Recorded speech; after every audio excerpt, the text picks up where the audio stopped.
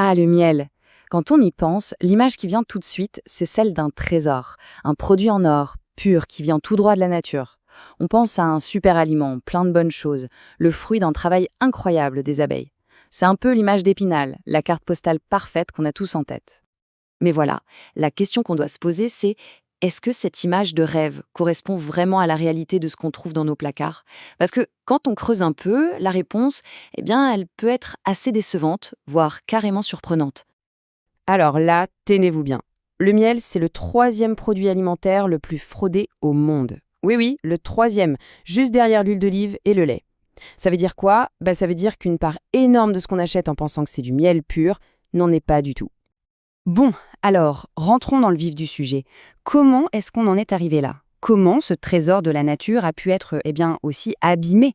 En fait, le problème est assez complexe. Il y a plusieurs couches, surtout au niveau de la production industrielle. En gros, la qualité du miel, elle est attaquée de tous les côtés. Premièrement, l'adultération. C'est un mot un peu compliqué pour dire qu'on le mélange, qu'on le coupe avec des sirops de sucre pas chers, juste pour faire baisser les prix. Ensuite, il y a la fraude sur l'origine. On nous fait croire que le miel est local alors qu'il vient de l'autre bout du monde. Et puis, il y a les pratiques comme la surchauffe ou l'ultrafiltration. Des techniques qui, au final, dénaturent complètement le miel, juste pour qu'il soit bien liquide et brillant dans les rayons. Et attention, ce n'est pas juste un petit problème isolé. Regardez ce chiffre, il est assez parlant. En France, sur des contrôles faits en 2021, plus de 4 produits sur 10 présentaient des anomalies. 4 sur 10, c'est juste énorme. Ça veut dire que quasiment la moitié des miels testés n'étaient pas conformes à ce qu'ils devraient être. Alors comment on sait ça? Il y a un indicateur super intéressant, c'est le HMF. Imaginez que c'est une sorte de thermomètre pour le miel. Un mouchard, si on veut. Si le miel a été trop chauffé ou s'il est trop vieux, son taux de HMF explose. Et un taux élevé, c'est le signal clair que toutes les bonnes choses qu'il y avait dedans, comme les enzymes, les vitamines, elles ont été détruites. Et là, on voit vraiment le grand écart, le fossé entre deux philosophies. D'un côté, on a l'approche artisanale, de qualité. L'extraction se fait à froid, pour tout garder, on conserve le pollen. Et la cristallisation, c'est vu comme un signe normal, un signe de qualité. Et de l'autre, l'approche industrielle. Là, on chauffe à fond, on filtre tout jusqu'à enlever le pollen. Et la cristallisation, ah non, c'est un défaut, il faut l'éviter à tout prix, même si ça veut dire vider le miel de tout son intérêt. Ok, mais on pourrait se dire, au fond, quelle importance? C'est du sucre, non? Eh bien, pas du tout. Les enjeux sont bien plus grands qu'on ne le pense. Ça touche à la fois notre santé, l'économie des apiculteurs et même l'environnement. Le contraste est saisissant. D'un côté, on a le vrai miel cru, un aliment vivant, plein d'enzymes, de vitamines, avec de vraies propriétés antibactériennes.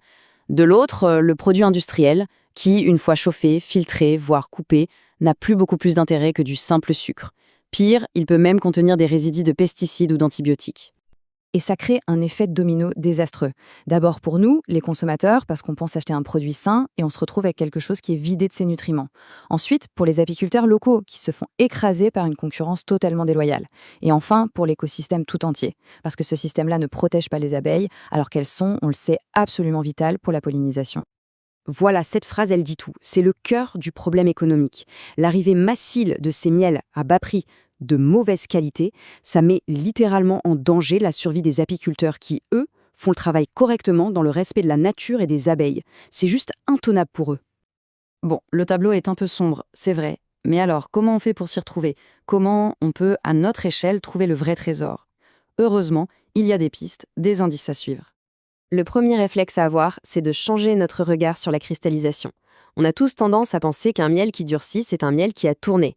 Mais en fait, c'est tout le contraire. La cristallisation, c'est un processus 100% naturel. C'est même un signe de qualité suprême. La preuve que le miel est cru et qu'il n'a pas été surchauffé. Il faut plutôt se méfier d'un miel qui reste parfaitement liquide pendant des mois et des mois. Deuxième point, l'étiquette. Il faut apprendre à la décrypter. Quand on lit cette fameuse mention « mélange de miel originaire et non originaire de l'UE », il faut que ça déclenche une alarme. C'est une formule fourre-tout, complètement opaque, qui permet de mélanger tout et n'importe quoi sans qu'on puisse savoir d'où ça vient vraiment. C'est la porte ouverte à toutes les dérives. Alors face à ce manque de transparence, quelle est la meilleure solution? C'est de revenir à l'essentiel, le circuit court, le lien direct avec le producteur. C'est là que des initiatives comme Locavorium deviennent super intéressantes, parce qu'elles proposent un modèle différent. Leur approche est simple, mais elle est redoutablement efficace. Elle est basée sur 4 piliers. D'abord, le local. Les producteurs sont tout prêts, ce qui garantit une traçabilité parfaite. Ensuite, la qualité. Pas de compromis, le miel est cru, non chauffé, non trafiqué. Troisièmement, la transparence. On sait qui a produit le miel et comment. Et enfin, le plus important peut-être, une rémunération juste qui permet aux apiculteurs de continuer leur métier. Et c'est vraiment ça, la clé. En réduisant les intermédiaires, on casse ce système opaque. On recrée de la confiance. D'un côté, la personne qui achète est sûre de la qualité, et de l'autre, le producteur est payé à sa juste valeur. C'est un vrai cercle vertueux pour tout le monde. Au final, la question qu'on peut se poser est assez simple.